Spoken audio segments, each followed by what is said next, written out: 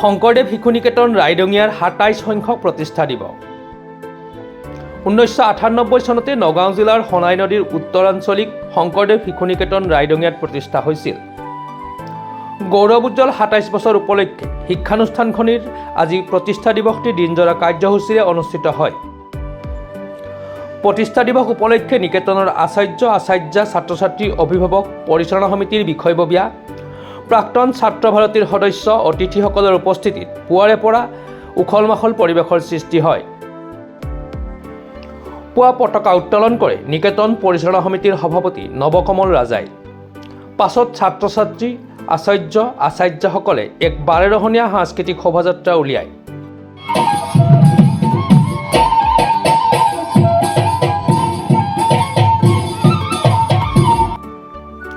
দুপৰীয়া অনুষ্ঠিত মুকলি সভাৰ আৰম্ভণিতে মন্ত্ৰী প্ৰজ্বলন কৰে নিকেতন পৰিচালনা সমিতিৰ সম্পাদক কিৰণ কুমাৰ হাজৰিকাই।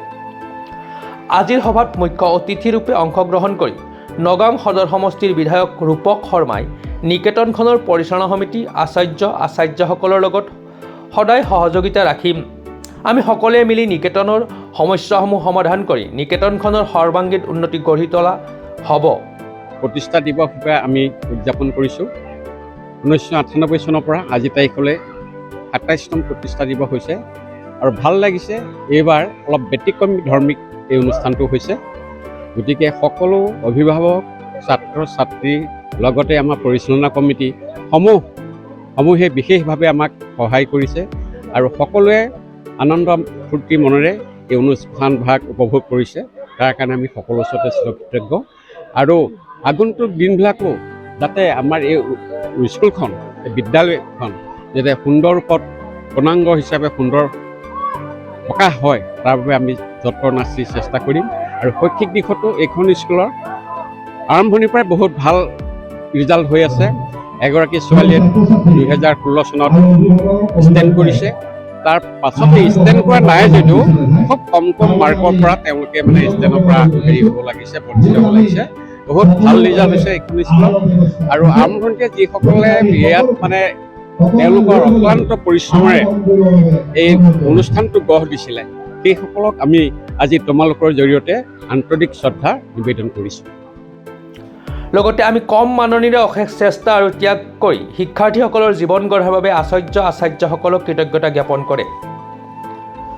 নৱকমল ৰাজাৰ সভাপতিত্বত অনুষ্ঠিত সন্মানীয় অতিথিৰূপে উপস্থিত থাকি অধ্যাপক ডক্টৰ অজিত ভৰালীয়ে মই এসময়ত পাচলি বেপাৰী আছিলোঁ, কিন্তু আজি মই অধ্যাপক হিচাপে সেৱা আগবঢ়াবলৈ সৌভাগ্য হৈছোঁ কষ্ট আৰু সাধনাৰ ফলত বুলি ভাষণ প্ৰদান কৰে।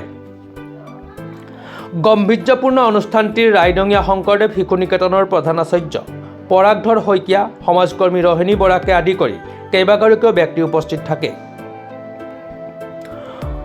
বটদ্ৰৱাৰ পৰা আজাহাৰুদ্দিন আহমেদৰ ৰিপৰ্ট, প্ৰাতঃ টাইম ডিজিটেল। শদিয়াৰ পৰা ধুবুৰীলৈ, বৰাকৰ পৰা ব্ৰহ্মপুত্ৰলৈ সকলোৰে মাজত চিনাকি এটা নাম প্ৰাতঃ টাইম।